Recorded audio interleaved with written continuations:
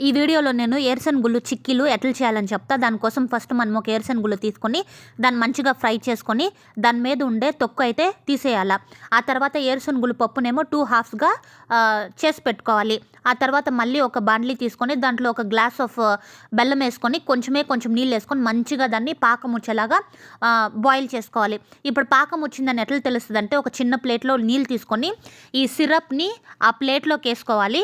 ఇక్కడ వీడియోలో చూపిస్తున్నట్టు ఆ పాకం అయితే అట్లా ఒక చిన్న బౌల్ లాగా అయితే అయిపోవాలా. అప్పుడు మనకి పాకం అయితే కరెక్ట్గా రెడీ అయినట్టు.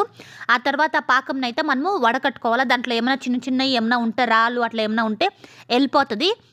సో ఆ తర్వాత ఈ పాకంనేమో మళ్ళీ బాయిల్ చేసుకొని దాంట్లో మనం ఆల్రెడీ ఏంచి పెట్టుకున్న ఏరుశనగ గుండ్లు కూడా వేసి మంచిగా అంతా కలుపుకోవాలి. లో ఫ్లేమ్లోనే ఒక 5 మినిట్స్ అయితే ఈ ప్రాసెస్ అయితే కంటిన్యూ అవ్వాలా.